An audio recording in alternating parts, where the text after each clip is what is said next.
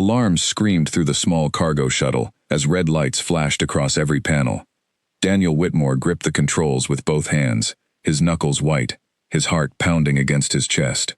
The ship shook violently, throwing him sideways against the harness. Outside the cracked window, a strange purple sky rushed closer and closer. He had only seconds before impact. "Come on," he whispered, pulling hard on the controls, trying to slow the fall. The engines sputtered, coughed, and then failed completely. The shuttle dropped like a stone toward a wide open field covered in silver grass. The impact threw him forward. Metal screeched. Sparks flew from the control panel. And then, silence. Daniel opened his eyes slowly. His head throbbed and his shoulder ached where the harness had dug into his skin. Smoke curled up from the dashboard. He unstrapped himself, coughing, and pushed open the damaged hatch with both hands. It groaned but finally gave way. He stepped out into blinding daylight, blinking hard. The air smelled sweet, almost like flowers mixed with rain. The ground beneath his boots was soft, covered in that same silver grass he had seen from above. Around him stretched hills of pale green, and in the distance, tall structures rose from the earth like glass towers catching the light. He had no idea where he was. His navigation systems had failed hours before the crash, and now his only working device was a small wrist communicator, its screen cracked and blinking uselessly. "Great," he muttered. "Just great." He turned in a slow circle, taking in his surroundings. That was when he noticed movement near the tree line, dozens of figures stepping out from behind the silver trunks. His breath caught in his throat. They were watching him. Daniel raised his hands slowly, unsure if this was a gesture of peace anywhere else in the universe, but it was the only thing he could think to do. The figures approached carefully, cautiously, and as they came closer, he realized they looked almost human, but not quite. Their skin held a faint blue undertone, their eyes were slightly larger, and their movements were graceful, almost like they were gliding, rather than walking. Most of the group were women. Young women, older women, all watching him with wide, curious eyes. A few murmured to each other in a language he didn't understand, their voices soft and musical.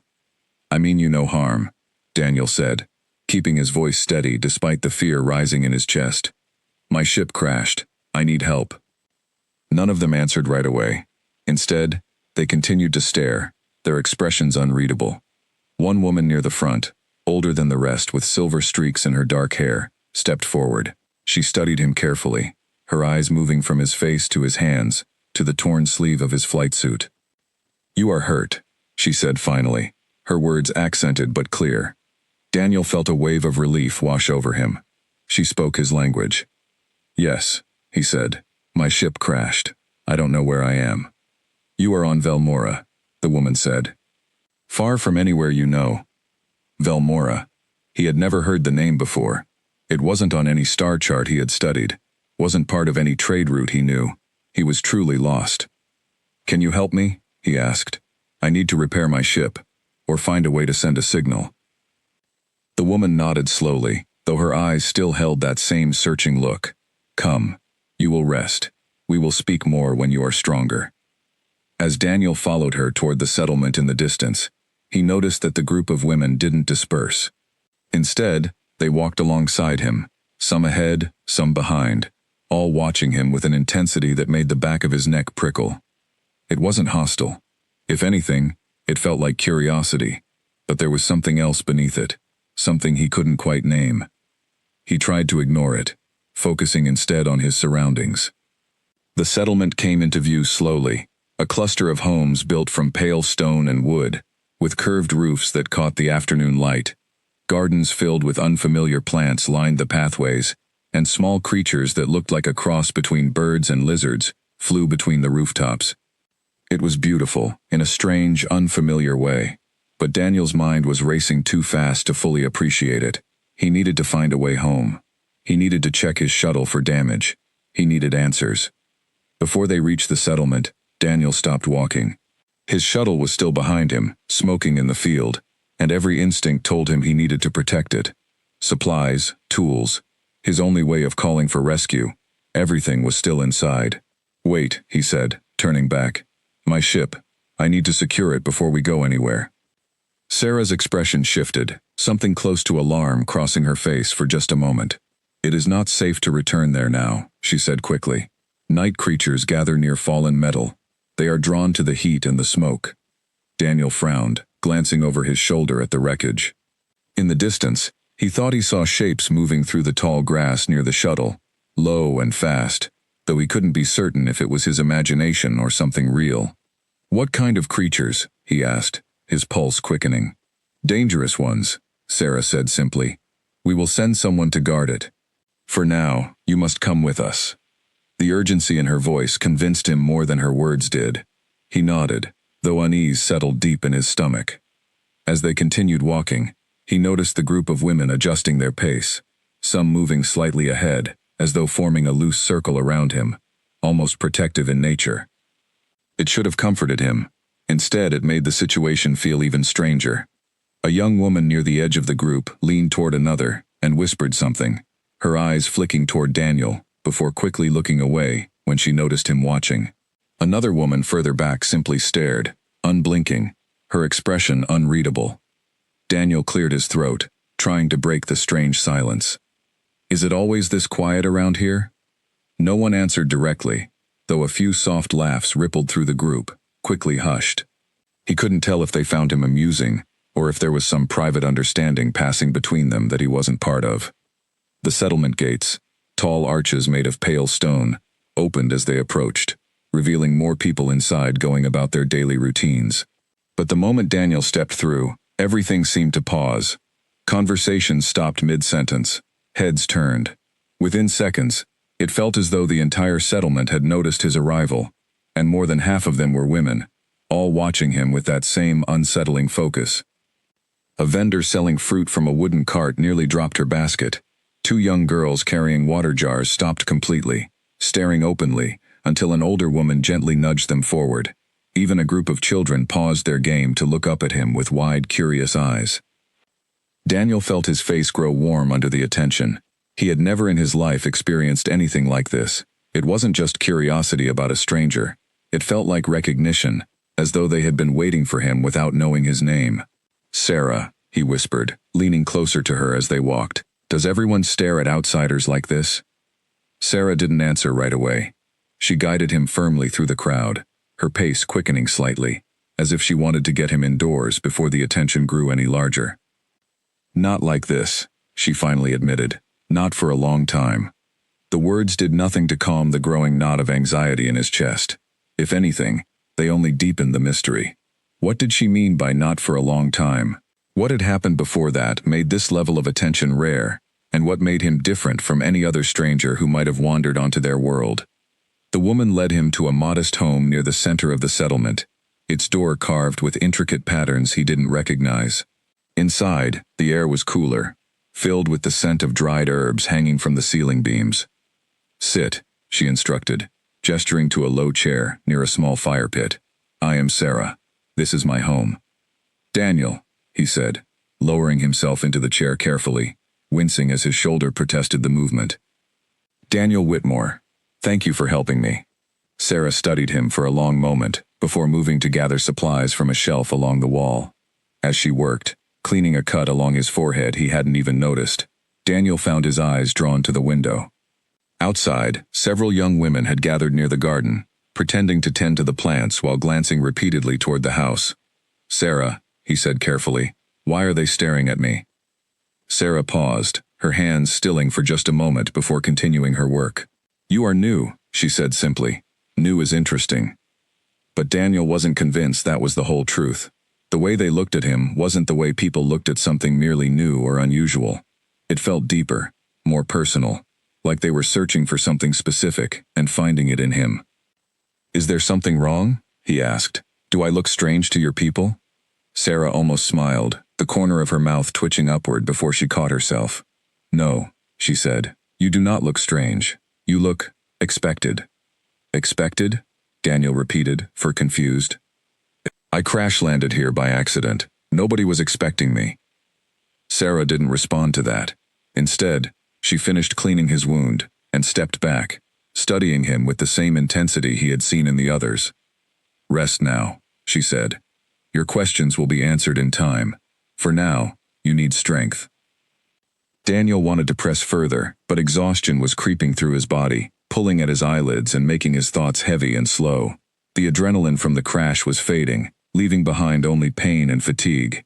He nodded, too tired to argue, and allowed himself to lean back in the chair. As his eyes began to close, he heard voices outside the window, hushed and excited, speaking in that same musical language he couldn't understand. Among the unfamiliar words, he thought he caught something that sounded almost like his own name, though he couldn't be sure if he had imagined it. Sleep pulled him under before he could think about it further, but even in his exhaustion, one question lingered at the edge of his mind, refusing to fade. Why had every single woman who looked at him seemed to look at him the exact same way? He didn't have an answer, not yet. But something told him, deep in his gut, that his crash landing on this strange and beautiful world was only the beginning of something far bigger than he could have imagined. The silver grass, the glass towers, the soft-spoken woman named Sarah, all of it felt like the opening notes of a story he had been pulled into without his consent. And somewhere outside, beneath the pale green hills of Velmora, more eyes were turning toward the small stone house, drawn by something they could sense but Daniel could not yet understand.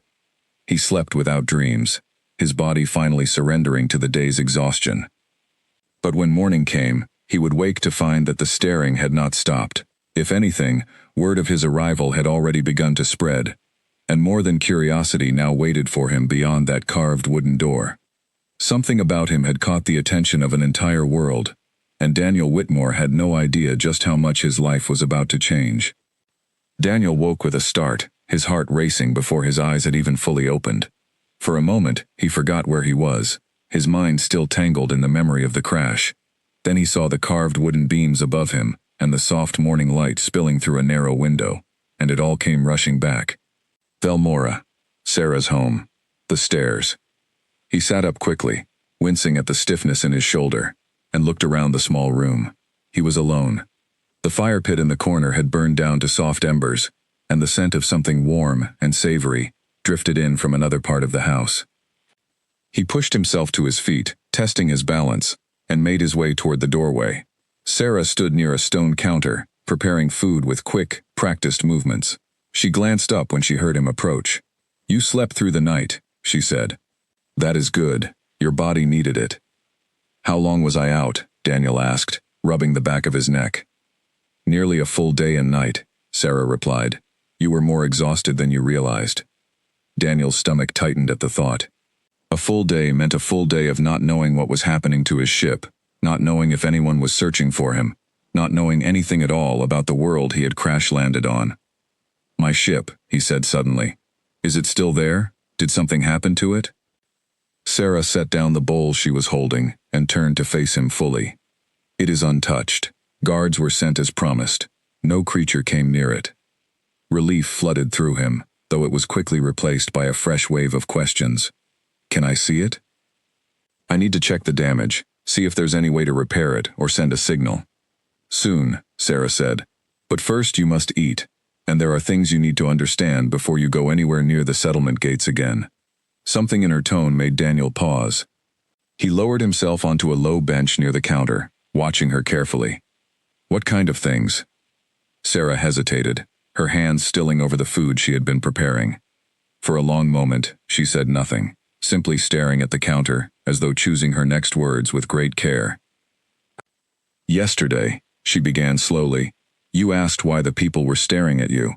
I told you it was because you were new. That was not the full truth." Daniel felt a chill run down his spine despite the warmth of the room. Then what's the full truth? Sarah finally looked up, meeting his eyes directly. "Our people can sense something in others. We call it resonance. It is rare, and it grows stronger the further someone travels, the more unfamiliar they are to our world. Outsiders sometimes carry a small trace of it. It causes mild curiosity, nothing more." "And me?" Daniel asked, though part of him already sensed he wasn't going to like the answer. "Yours is not small," Sarah said quietly. "It is the strongest anyone in this settlement has ever felt, perhaps the strongest in generations." Daniel stared at her, trying to process what she was saying. "I don't understand. What does resonance actually mean? What does it do?" Sarah folded her hands in front of her, choosing her words carefully. It is difficult to explain in your language. It is tied to compatibility, to connection. When someone with strong resonance arrives, our people feel drawn to them, almost as if instinct pulls their attention before their mind has a chance to reason why. So they're not staring because I look strange, Daniel said slowly, piecing it together. They're staring because of this resonance thing. Yes, Sarah confirmed. And it explains why so many are drawn to you, more than would be normal even for an unusual outsider. It is not something you can control, and it is not something we fully understand ourselves. But it is powerful, and it will not go unnoticed by our leaders. Daniel's mind raced, trying to make sense of everything Sarah had just told him. In his experience, alien contact stories always involved trade agreements, translators, careful diplomacy. Nothing had prepared him for something as strange and personal as this. What happens now? He asked. What do your leaders do when someone like this resonance thing shows up? Sarah's expression grew more serious. They will want to meet you, formally. It is tradition among our clans, and given the strength of what you carry, they will not wait long. Meet me for what purpose? Daniel pressed, unease creeping into his voice. Sarah opened her mouth to answer, but before she could speak, a soft knock echoed against the front door. She glanced toward it, then back at Daniel, something unreadable flickering across her face. That will likely be the first of many visitors, she said quietly. Word travels fast in a settlement this size. Daniel stood quickly, suddenly feeling exposed in the small familiar room that had felt safe just moments before. Wait, what visitors? Sarah, what's going on? But Sarah was already moving toward the door, her steps measured and calm, despite the tension Daniel could feel radiating through the room. She opened it, revealing a young woman standing outside, her dark hair braided elaborately, her eyes immediately finding Daniel across the room the moment the door opened. The young woman's breath caught audibly. She said something quickly in the Velmoran language, her voice trembling slightly with what Daniel could only describe as excitement, though it bordered on something closer to disbelief. Sarah responded calmly, though Daniel caught his own name mentioned twice in the exchange. The young woman nodded eagerly, her eyes never leaving Daniel, before stepping back and hurrying away down the path outside. What was that about? Daniel asked, his voice tighter than he intended. She wished to confirm the rumors were true, Sarah said, closing the door. She will not be the last. As if to prove her point, within the next hour, 3 more visitors arrived at the door, each finding some small reason to knock. A woman claiming to check on herbal supplies Sarah didn't need. Another offering fresh bread that Sarah hadn't requested. A third simply standing outside for several minutes, before finally working up the courage to knock, only to stammer a quick greeting, and hurry away the moment Daniel appeared in the doorway behind Sarah. By midday, Daniel felt as though he were trapped inside a strange fishbowl, every movement observed, every visitor finding some excuse to catch a glimpse of him. He paced the small main room restlessly, running his hands through his hair. This can't keep happening, he said. I need to focus on getting my ship repaired, not whatever this is. Sarah watched him with something like sympathy in her eyes. I understand this is overwhelming. Our customs must seem strange to you, but resonance like yours is not something our people can simply ignore. It touches something instinctual in us, something we do not fully control. So what am I supposed to do? Daniel asked, frustration edging into his voice. Just accept being stared at everywhere I go? For now, Sarah said gently, yes, but I will help you as much as I can. There are protections in tradition, ways to manage the attention without it overwhelming you completely. My daughter, Ayena, will return home soon. She can help explain things from a perspective closer to your own age, and she is not easily swept up in excitement the way some of the others are. Daniel latched onto the idea of someone who might offer a calmer perspective. When will she be back? Soon, Sarah said. She has been tending the eastern field since morning. As if summoned by the words themselves, the front door opened again, though this time no knock preceded it. A young woman stepped inside, brushing dust from her sleeves, her dark hair pulled back in a simple braid, far less elaborate than the visitor from earlier. She paused the moment she saw Daniel, though unlike the others, her reaction was more measured, curiosity present, but not overwhelming. Mother, she said, glancing between Sarah and Daniel, I heard the whole eastern field talking about nothing else all morning. I take it the rumors are true. Iena, Sarah said, a note of relief in her voice. This is Daniel. Daniel, my daughter, Iena. Daniel offered a small, tired smile. Nice to meet someone who doesn't look like they're about to faint. Iena's lips curved into a faint, genuine smile. The first easy expression Daniel had seen since waking. Give it time, she said. I'm sure I'll have my moment of shock eventually. For now, you look like you could use some air that isn't filled with people staring at you through the windows. Daniel let out a short laugh, surprised by how much he needed that small moment of humor. That obvious, huh? Very, Iena said, glancing toward her mother for permission, before gesturing toward the door. Come on. I know a place where no one will bother you, at least not yet. Sarah nodded her approval, and Daniel followed Iena out into the settlement, grateful for the chance to escape the crowded attention of the house, even if only for a little while. As they walked, Iena led him away from the busier paths, toward a quieter trail, lined with tall silver trees that swayed gently in the breeze. Can I ask you something? Daniel said as they walked. Your mother mentioned this resonance thing. Do you feel it too? Whatever it is that's making everyone act so strange around me. Iena considered the question carefully before answering. I feel something, she admitted, but I was raised differently than most. My mother taught me to observe before reacting. It has saved me from a lot of foolishness over the years. Lucky you, Daniel muttered. I could use some of that advice myself right about now. Iena glanced at him sideways, something thoughtful in her expression. You did not choose this, did you? The resonance, the attention, it happened to you just as much as it happened to us. Exactly, Daniel said, relief washing through him at finally being understood. I crash-landed here by accident. I never meant to cause this kind of chaos. Then perhaps, Iena said slowly, we should focus less on what everyone else wants from you, and more on what you actually need, starting with your ship. Daniel looked at her, surprised. You'd help me with that? Why not? Iena said with a small shrug.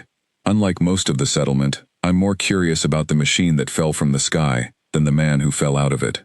Despite everything, Daniel found himself smiling again. A genuine, easy smile that felt foreign after the tension of the morning. For the first time since the crash, he felt like he had found someone on Velmora who saw him as a person first, rather than whatever this resonance made him seem to be. But even as they walked together toward the field where his shuttle still sat, Daniel couldn't shake the feeling that this fragile moment of normalcy wouldn't last long.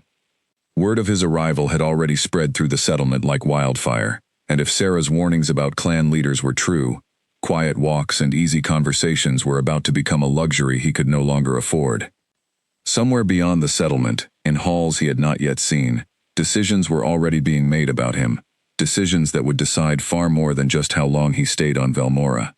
The shuttle looked worse in daylight than Daniel remembered from the night before. One wing was bent at an unnatural angle, and scorch marks streaked along the hull where the engines had overheated during the crash. Iena circled the wreck slowly, her eyes wide with fascination rather than fear. This is remarkable, she said, running her fingers lightly along a dented panel. I have never seen metal shaped like this before. How does something so heavy fly? Complicated science, Daniel said, climbing carefully through the broken hatch to assess the interior damage. Mostly a lot of engineering that took generations to figure out. He moved through the small cabin, checking systems one by one. The communication array was dead, its wiring fried beyond simple repair. The navigation system flickered weakly, but showed no signs of connecting to any satellite or relay station. Worst of all, the primary power cell had cracked during impact, leaking a faint blue energy that dissipated uselessly into the air. This isn't good, Daniel muttered, running a hand through his hair as he studied the damage. Without the power cell, I can't even attempt basic repairs on the communication system, let alone get this thing flying again. Iena peered through the hatch, watching him work. Is there anything on your world that could fix it? Or does everything have to come from where you began your journey? That's the problem, Daniel said, sitting back on his heels. I don't even know how far I am from anywhere familiar. My navigation failed before I could pinpoint my location. For all I know, I could be thousands of light years from the nearest outpost that could help me.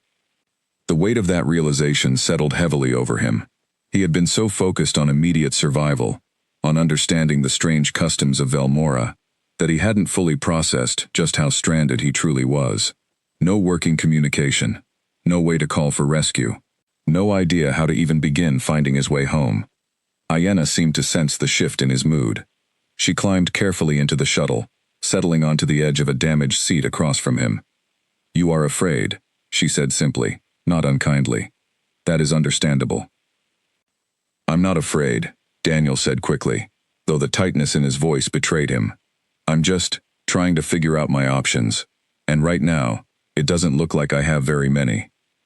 "You have shelter," Ayenna offered. "You have people willing to help you, even if their reasons are complicated. That is more than nothing." Daniel let out a tired breath, leaning back against the damaged control panel. "I appreciate that, I do. But this isn't my home. I have a life somewhere out there. People who might be looking for me. A job. Responsibilities. I can't just accept being stranded here." Ayenna nodded slowly, understanding evident in her expression despite the differences between their worlds. "Then we will find a way to fix this," she said with quiet determination. "Perhaps not with what you already know, but our people are not without their own knowledge. We have metalworkers, craftsmen, those who understand energy in ways different from your science, but understanding all the same." Daniel looked at her, something like hope flickering to life in his chest for the first time since the crash. "You think your people could actually help repair this?" "I do not know," Ayenna admitted honestly, "but it is worth asking. Better than assuming failure before we have even tried." Her optimism, cautious as it was, gave Daniel something to hold on to. He nodded, pushing himself back to his feet, despite the ache still lingering in his shoulder. "Then let's find out. Who would even know how to help with something like this?" "There is a craftsman named Corwin," Ayenna said, climbing back out of the shuttle. "He works with metal and energy more than anyone else in the settlement. If anyone could understand your machine, it would be him." They made their way back toward the settlement, Daniel's mind now occupied with something productive, rather than simply worrying, though the fear of being permanently stranded still lingered at the edges of his thoughts. As they walked, the attention from settlers they passed hadn't lessened, but Daniel found it slightly easier to ignore, with a clear goal in mind. They found Corwin in a workshop near the edge of the settlement, surrounded by tools and half-finished projects that ranged from small mechanical devices to larger structures Daniel couldn't begin to identify. He was an older man, his hands calloused and marked with the signs of years of careful work, his eyes sharp despite the gray in his hair. Ayenna explained the situation quickly, and Corwin listened with genuine interest, occasionally glancing toward Daniel with curiosity that felt refreshingly focused on the problem, rather than on Daniel himself. "A power cell, you say?" Corwin mused, rubbing his chin thoughtfully. "Cracked, leaking energy. This is unfamiliar technology, but energy is energy, no matter its source. I would need to see it myself to know if repair is possible." "I can take you there," Daniel offered quickly. "It's not far." Corwin nodded, gathering a leather satchel of tools before following them out of the workshop. As they walked, Daniel found himself explaining as much as he could about how the power cell functioned, using simple comparisons where technical terms failed to translate. Corwin listened intently, asking sharp, insightful questions that suggested a deep understanding of mechanics, despite the unfamiliar technology. When they reached the shuttle, Corwin examined the damaged power cell carefully, his fingers tracing the crack along its surface without touching the leaking energy directly. He was quiet for a long moment, studying it from every angle. "This will not be simple," he finally said. "But I do not believe it is impossible. We have materials that can seal small fractures. Materials used typically for containing volatile elements in our own energy work. It would take time, and I cannot promise it will function exactly as it once did, but there may be a path forward." Relief flooded through Daniel so intensely that he had to steady himself against the shuttle's hull. "You really think you can fix it?" "I think it is worth attempting," Corwin corrected carefully. "Nothing is certain until we begin the work itself, but hope, Daniel Whitmore, is not the same as guarantee. Do not build your expectations too high, too quickly."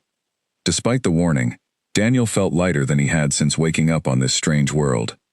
For the first time, there was a real, tangible possibility of getting home, rather than simply existing at the mercy of circumstances beyond his control. As Corwin began gathering measurements and notes about the damage, promising to return the following day with proper tools and materials, Daniel found himself studying Iena out of the corner of his eye. She stood near the shuttle, watching the process with quiet interest, occasionally asking Corwin questions about his methods that revealed a sharp, curious mind beneath her calm exterior. "Thank you," Daniel said quietly, as they began walking back toward the settlement, leaving Corwin to finish his initial assessment. "For today, for all of this, I don't think I would have found him on my own." "You are welcome," Iena said simply. "Though do not thank me yet. Corwin's assessment is only the beginning. Repair could take considerable time, and there are still the clan leaders to consider." The reminder of the clan leaders brought back the tension Daniel had briefly managed to forget. "Right," he said, his voice tightening. "Your mother mentioned that too. What exactly happens when they decide they want to meet me?" Iena's expression grew more serious, some of the earlier lightness fading from her features. "It is difficult to explain fully, but our clans hold tradition close, especially regarding matters of resonance. When someone with a connection as strong as yours arrives, it is seen as significant, almost sacred in certain interpretations. The leaders will want to acknowledge it formally."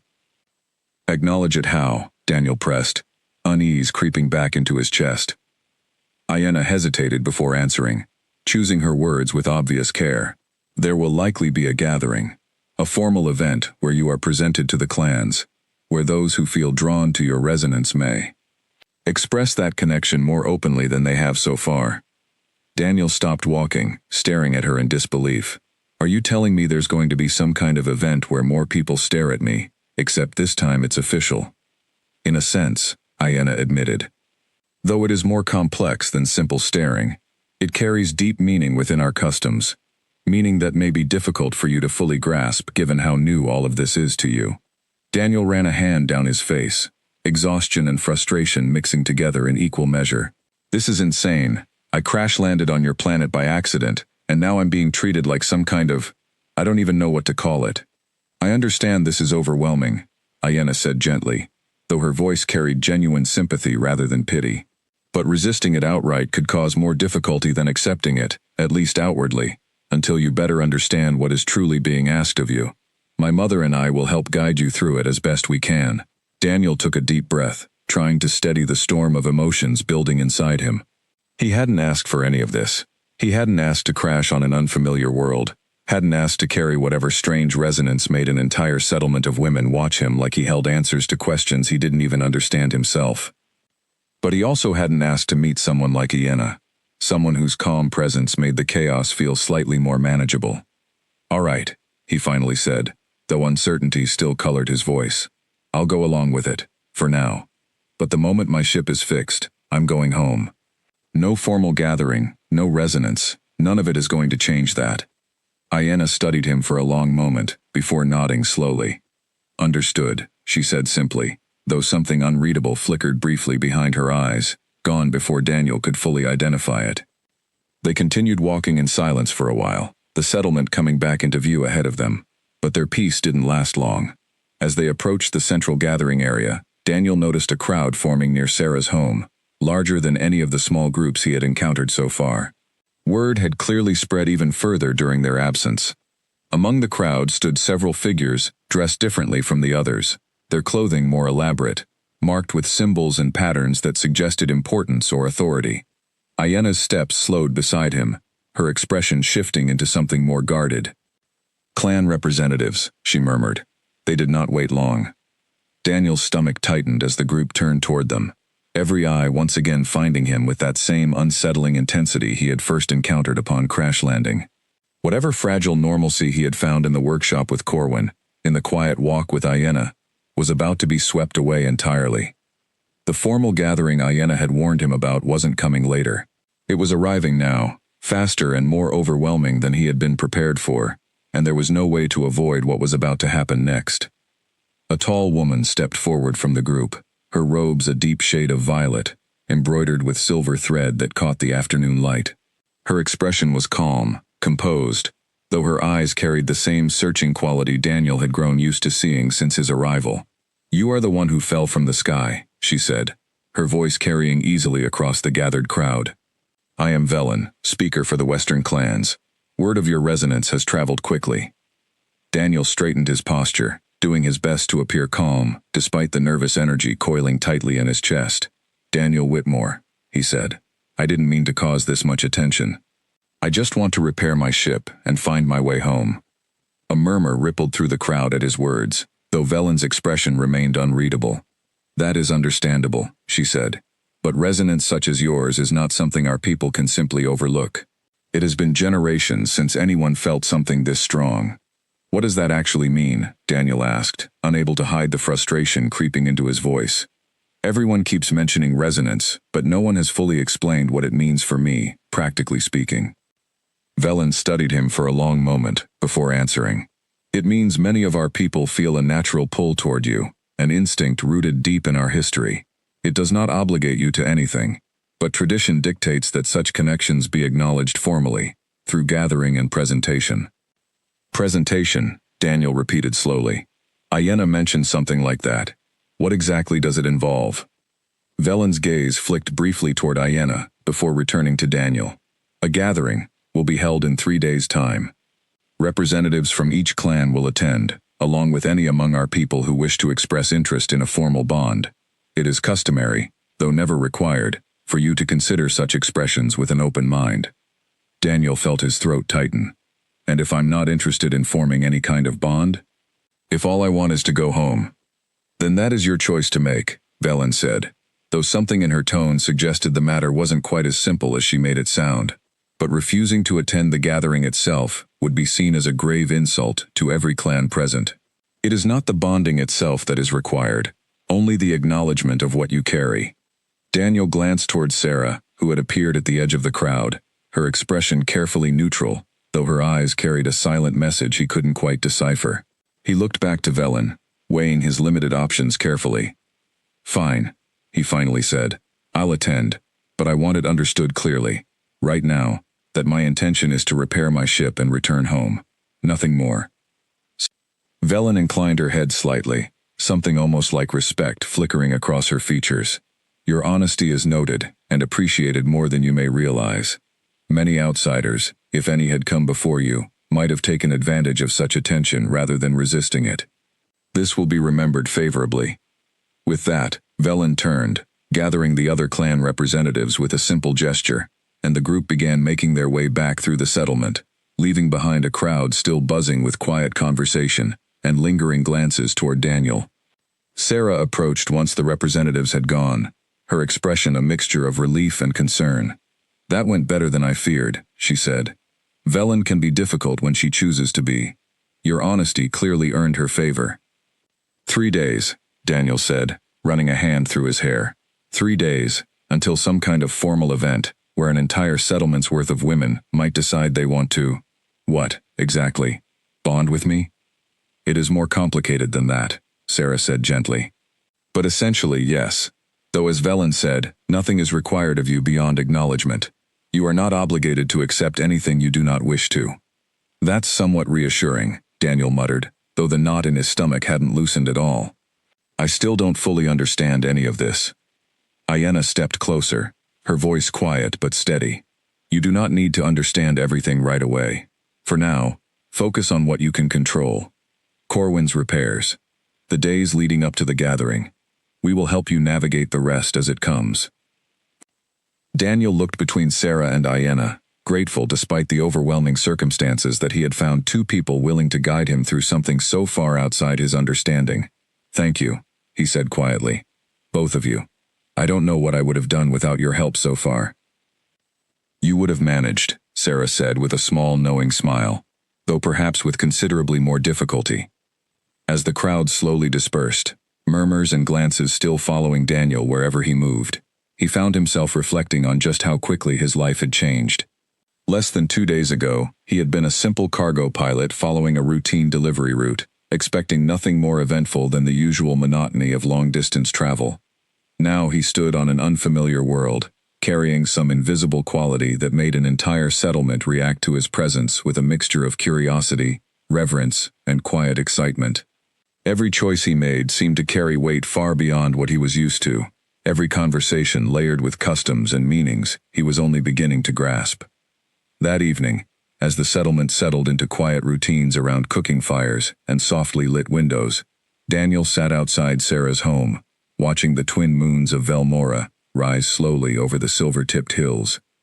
The beauty of it was undeniable, an alien sky unlike anything he had ever witnessed, yet the peace of the moment did little to calm the storm of uncertainty still swirling inside him.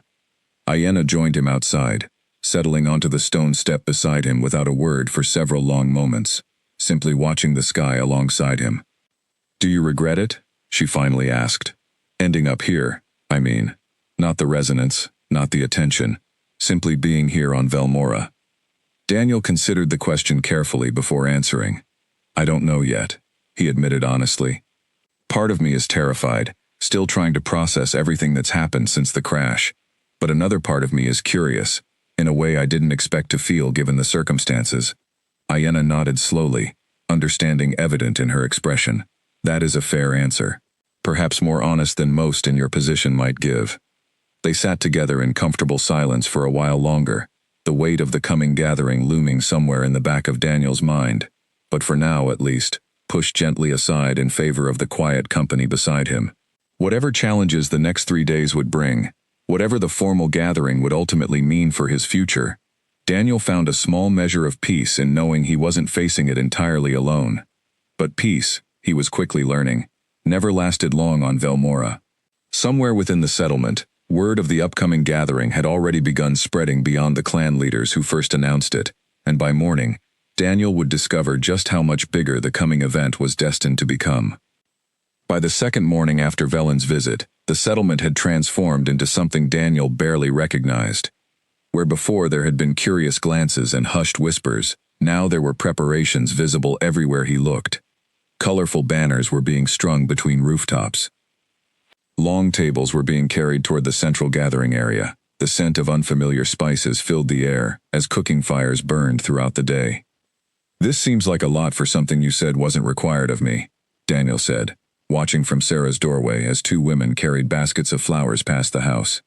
"The gathering itself carries importance beyond just you," Sarah explained, joining him at the doorway. "It is also a chance for our people to come together, to celebrate tradition regardless of the outcome for any individual bond. Do not mistake the scale of preparation as pressure aimed solely at you." Daniel wasn't entirely convinced, but he nodded anyway, unwilling to add more tension to an already complicated situation. He had spent the previous day helping Corwin gather materials for the shuttle repair, grateful for the distraction of physical work over dwelling on the approaching gathering. Corwin had made surprising progress, managing to seal the crack in the power cell using a combination of local minerals and careful heat application. It wasn't a complete repair, but early tests showed the leaking energy had stopped entirely, and faint readings suggested the cell might hold enough charge to power basic systems once again. 2 more days of work, Corwin had told him the previous evening, wiping sweat from his brow after a long session in his workshop. "Perhaps 3, if unexpected complications arise.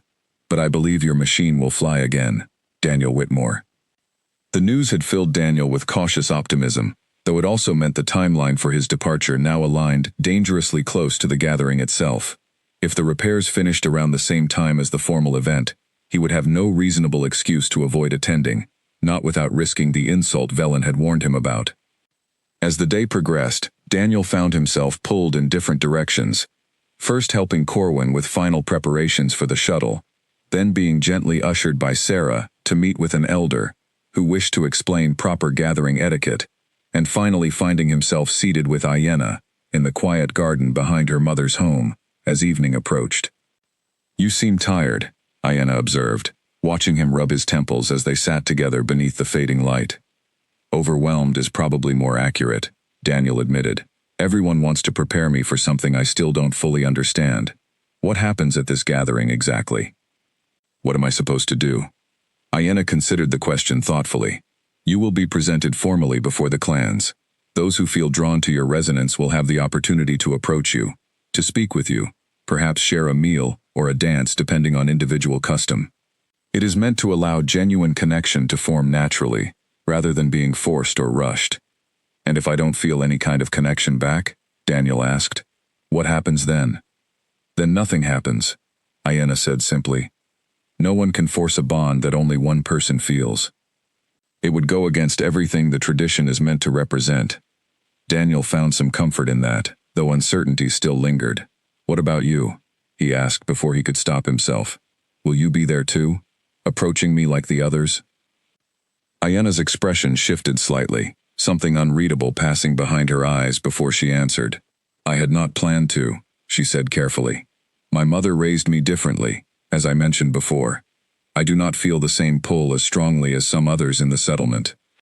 Something about her answer left Daniel feeling strangely disappointed, though he couldn't quite explain why, given how new and confusing everything about Velmora's customs still felt to him. He pushed the feeling aside, unsure what to make of it. Probably for the best, he said, forcing a light tone into his voice. One less overwhelming thing to deal with that night. Ayanna's lips curved into a small smile, though something behind her eyes suggested she wasn't entirely convinced by his casual dismissal. Perhaps, she said simply, leaving the conversation there, as the evening settled fully into night around them.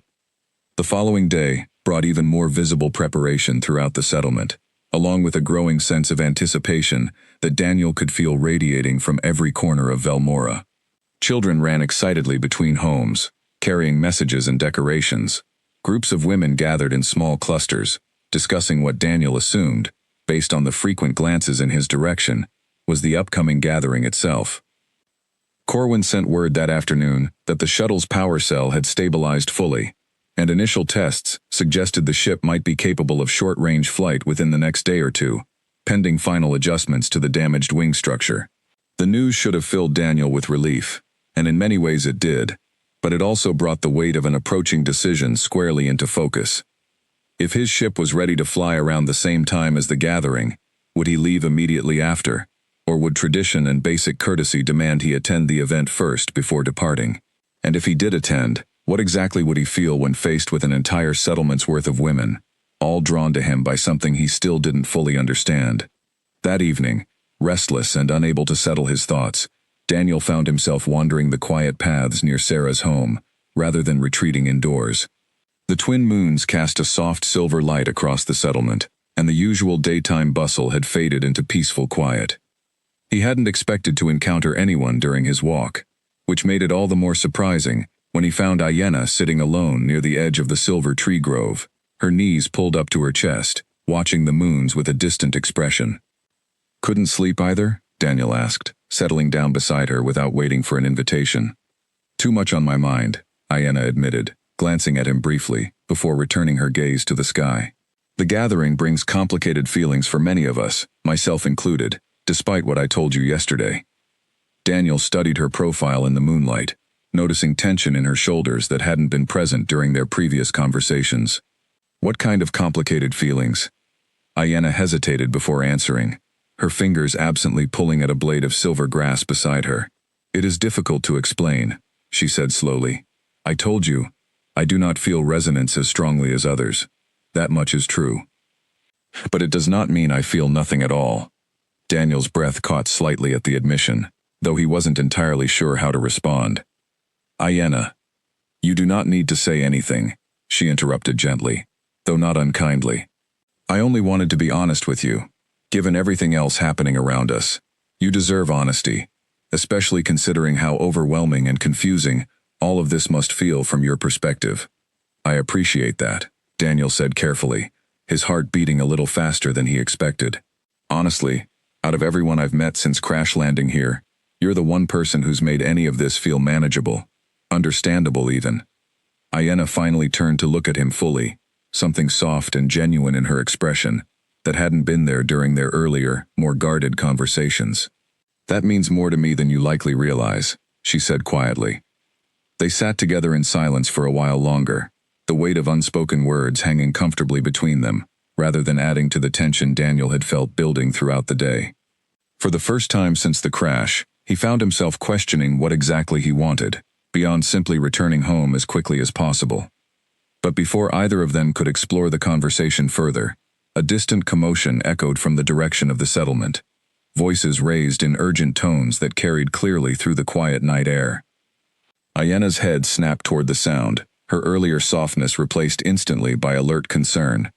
"That does not sound like celebration preparations," she said, already rising to her feet. Daniel stood quickly beside her, unease prickling at the back of his neck. "What's happening?" "I do not know," Ayanna admitted, already moving toward the source of the commotion. "But we should find out." They hurried back toward the settlement together, the peaceful quiet of moments before, shattered entirely by whatever urgent situation had arisen. As they drew closer, Daniel could make out figures gathered near the central pathway, their voices overlapping in a mixture of concern and confusion that did nothing to ease the growing knot of worry tightening in his chest. Whatever had happened, it was clear the calm, careful preparation for the gathering had been interrupted by something far more serious, and Daniel had a sinking feeling that whatever this new development was, it would change the course of everything that had been building toward the formal event, just one day away. The crowd near the central pathway parted slightly as Daniel and Ayanna approached, revealing Sarah standing at the center, speaking urgently with two men Daniel didn't recognize, their clothing marked with symbols similar to those worn by the clan representatives who had visited days earlier. "What's going on?" Ayanna asked, pushing through the remaining onlookers to reach her mother's side. Sarah's expression was tight with worry as she turned toward them. "Scouts spotted movement near the eastern boundary," she explained quickly. "Raiders, from beyond the mountain pass. They have not troubled our settlement in many years, but with word of tonight's disturbance and tomorrow's gathering drawing attention across the region, it seems they have taken interest." Daniel felt his stomach drop. "Raiders? Are they dangerous?" "They can be," one of the men answered grimly. "They seek to steal resources, sometimes people, particularly during times when settlements are distracted by celebration and gathering. Word of an outsider with strong resonance may have reached them as well, and such things are sometimes seen as valuable to those without honor." The implication settled heavily over Daniel. Whatever this resonance meant to Velmora's own people, apparently it carried enough significance to attract attention from dangerous outsiders as well. "How far away are they?" Sarah asked, her voice steady, despite the concern etched clearly across her face. "Perhaps a day's travel, moving cautiously," the second man replied. "Scouts will continue monitoring through the night. For now, extra watch has been posted along the settlement's boundaries." Daniel looked around at the gathered crowd, noting the shift in atmosphere from earlier excitement to now guarded concern. Children were being ushered indoors by anxious parents. Conversations had dropped to hushed, worried tones. "Should the gathering be postponed?" Ayanna asked, glancing toward her mother. Sarah considered the question carefully before answering. "That decision rests with the clan leaders, not with us. But given the timing, I suspect they may choose to proceed regardless, perhaps even move the gathering forward rather than delay it, to demonstrate strength and unity in the face of potential threat." The idea of the formal event happening sooner rather than later did nothing to ease the tension building in Daniel's chest. If anything, the added danger of approaching raiders made everything feel more urgent, more consequential than it already had. "What about my ship?" Daniel asked suddenly. "If there's danger approaching, shouldn't I focus on getting it repaired and leaving as quickly as possible, rather than worrying about some formal gathering?" Sarah's expression softened slightly, understanding the fear behind his words. Corwin mentioned the repairs were nearly complete. Perhaps it would be wise to prioritize that work over the next day, regardless of what the clan leaders decide about the gathering itself. The suggestion offered a small measure of clarity amid the growing chaos of the evening.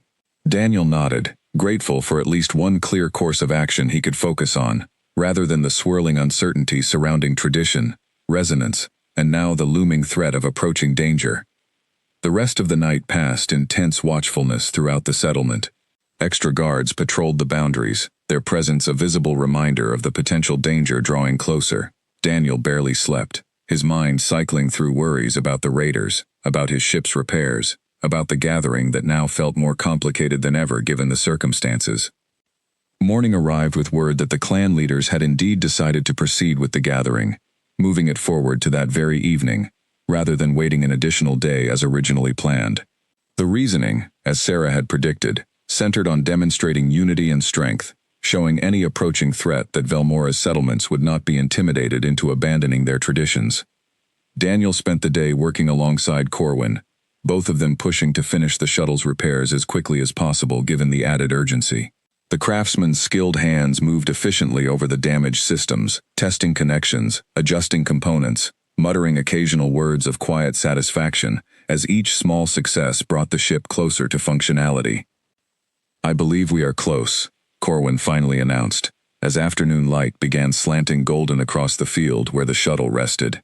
"Perhaps by tomorrow morning, if today's remaining tests hold steady, your ship will be capable of flight once again." Relief and anxiety warred within Daniel in equal measure.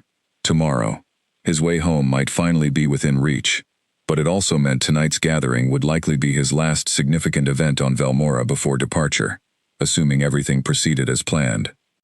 As evening approached, Sarah insisted Daniel prepare properly for the gathering, providing him with simple but well-made clothing, more fitting for the formal occasion than his torn and repaired flight suit.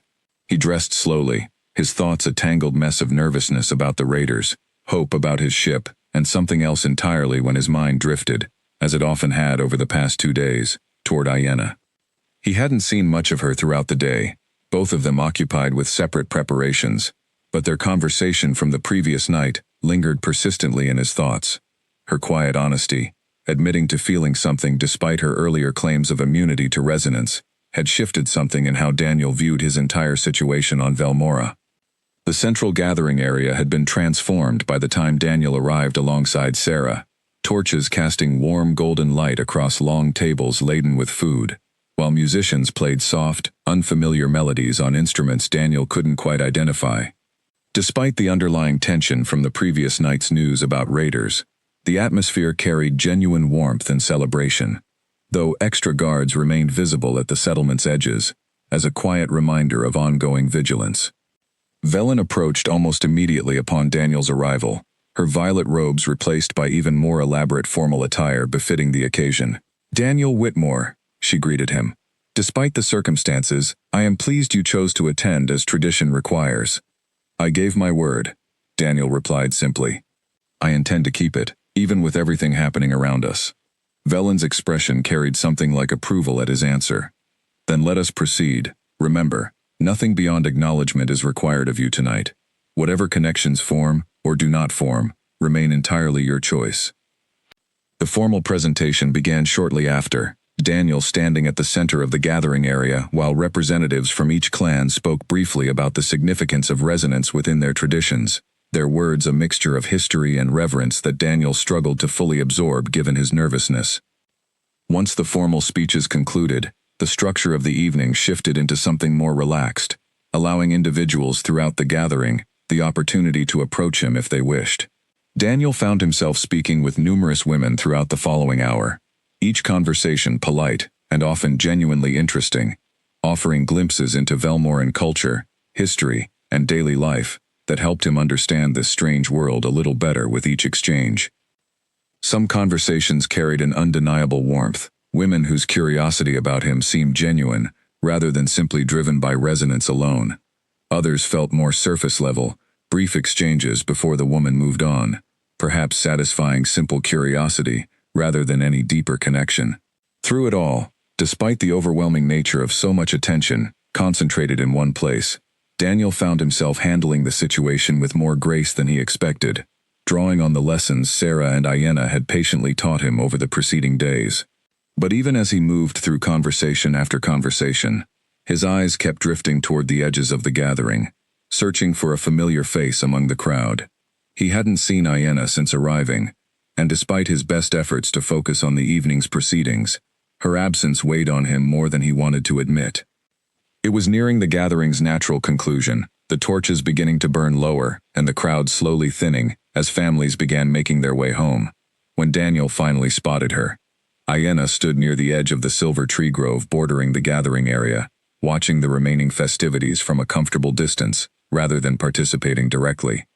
Excusing himself from a conversation with an elder discussing Velmoran agricultural techniques, Daniel made his way toward her, weaving through the thinning crowd with a sense of purpose he hadn't felt throughout the rest of the evening's more formal exchanges. "I wondered if you'd come tonight," he said as he approached, relief evident in his voice, despite his attempt to keep his tone casual. Ayenna offered a small smile, though something guarded remained behind her eyes. "I told you I did not plan to participate directly," she said. "But I could not stay away entirely either." "I'm glad," Daniel admitted honestly. "Tonight has been a lot. Meeting so many people, trying to navigate all these customs I still barely understand. Having at least one familiar face nearby helps more than you probably realize." They stood together in comfortable silence for a moment, watching the last of the gathering's activities continue in the distance. Then, gathering his courage, Daniel spoke again, his voice quieter now, more sincere than the polite conversations he had maintained throughout most of the evening. "Ayanna, about what you said last night, about feeling something, despite claiming you didn't feel resonance strongly. I've been thinking about it all day." Ayanna turned to face him fully, her expression carefully composed, though Daniel could sense the vulnerability beneath her calm exterior. "And what have you concluded from your thinking?" Daniel took a breath, choosing his words with more care than he had used in any conversation since crash landing on Velmora.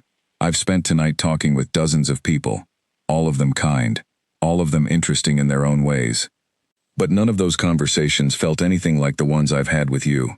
You're the only person here who's made this entire overwhelming situation feel manageable, understandable, even a little bit good, despite everything." Ayanna's breath caught slightly, though she remained quiet, allowing him to continue. "I don't fully understand this resonance thing," Daniel admitted. "I don't know if what I'm feeling is connected to it, or if it's just genuine appreciation for someone who's treated me like a person this entire time, rather than some strange curiosity to be stared at or studied. But whatever it is, it's real, and I wanted you to know that before I have to make any decisions about leaving." For a long moment, Ayanna said nothing, simply studying his face in the torchlight with an intensity that made Daniel's heart pound uncomfortably in his chest. Then, slowly, her expression softened into something warmer than he had seen from her before. "I have spent my entire life watching my mother navigate the complicated politics and traditions of resonance, of clans, of expectations placed on our people," she said quietly. "I told myself I would never allow such things to complicate my own life, that I would remain the calm, observant one others could rely on, rather than being swept up in excitement or expectation." She paused, glancing briefly toward the gathering still continuing softly in the distance, before returning her gaze to Daniel. "But you did not arrive here seeking any of this, did not ask for the attention or the tradition surrounding your resonance. You have handled all of it with more honesty and humility than I expected from anyone, let alone someone thrust so suddenly into circumstances entirely foreign to them." "Ayanna," Daniel began, but she continued before he could say more. "What I felt last night, sitting beside you beneath the moons, was not something I expected to feel, not something I planned for, or particularly wanted, given everything I witnessed growing up. But it was real, regardless of my intentions otherwise." The quiet admission hung between them, the weight of unspoken possibility settling gently over the moment rather than adding pressure to it. Daniel found himself smiling, genuine and warm, despite the uncertainty still surrounding his future on Velmora. "So what happens now?" he asked softly. "My ship might be ready to fly as early as tomorrow. I have people back home who might be searching for me, a life I still need to return to eventually." Ayanna nodded slowly, understanding evident in her expression, despite the obvious difficulty of the conversation. "Then perhaps," she said carefully, "the answer is not choosing between staying or leaving entirely, but finding a path that allows for both possibilities to exist." "What do you mean?" Daniel asked, curiosity mixing with cautious hope. "You have people who care for you on your world," Ayanna said. "Responsibilities you cannot simply abandon, regardless of what you might feel here on Velmora. Perhaps the wisest choice is not staying, not yet, but returning to settle those matters properly, with the understanding that Velmora, and whatever connection we have found here, will remain waiting should you choose to return." Daniel considered her words carefully, recognizing the wisdom and maturity behind them, despite the disappointment of knowing their time together would soon come to an end, at least temporarily. "You'd be all right with that? Waiting, not knowing for certain if I'd actually come back?" Ayanna offered a small, genuine smile. "I have spent my entire life valuing honesty over comfortable certainty," she said. "Your honesty, even now, means more to me than any guarantee could. Go, settle your affairs, and if what we have found here is truly meant to last, Distance and time will not change that. The following morning arrived with mixed news. Corwin confirmed the shuttle's repairs had held steady through final testing overnight, the ship now capable of flight, though he cautioned Daniel to expect a rougher journey than the vessel's original, undamaged capabilities would have allowed. More pressing, however, was word from the settlement scouts that the raiders spotted 2 nights prior had changed course, apparently deterred by the increased watch and unified show of strength during the previous evening's gathering. The dual relief of both safety restored and his ship's successful repair left Daniel with a strange, bittersweet clarity about his immediate future. It was time to leave, to finally attempt the long journey back toward familiar space and the life he had left behind before the crash. Sarah embraced him warmly as he made final preparations near the shuttle, her earlier caution and formality replaced by genuine warmth built over the days he had spent under her care. "You are always welcome here, Daniel Whitmore," she said. "Whatever you decide about your future, know that Velmora will remember you fondly." "Thank you," Daniel said sincerely, "for everything. I never expected kindness like this when I crash-landed here, expecting nothing but confusion and danger." As Sarah stepped back, allowing him final moments before departure, Ayenna approached, her expression carrying the same quiet strength and honesty that had drawn Daniel to her since their very first proper conversation. "I meant what I said last night," Daniel told her, taking her hands gently in his own. "I don't know exactly how long it will take to settle things back home, to find a way to properly explain everything that's happened here. But I intend to return, Ayenna. This isn't goodbye." "I know," Ayenna said softly, her composure carrying genuine emotion beneath its surface. "Safe travels, Daniel. Whatever challenges await you on your journey home, I trust you will handle them with the same honesty you have shown here." Daniel climbed into the shuttle's cockpit, running through final systems checks with Corwin's guidance still fresh in his memory. The engines sputtered to life, weaker than before the crash but functional nonetheless, promising at least the possibility of successful flight, despite the ship's compromised condition. As the shuttle lifted slowly off the silver grass field, Daniel looked back through the cracked window at the settlement below, at Sarah and Ayenna standing together, watching his departure, at the pale green hills and glass towers of a world he had never intended to visit but would now never forget.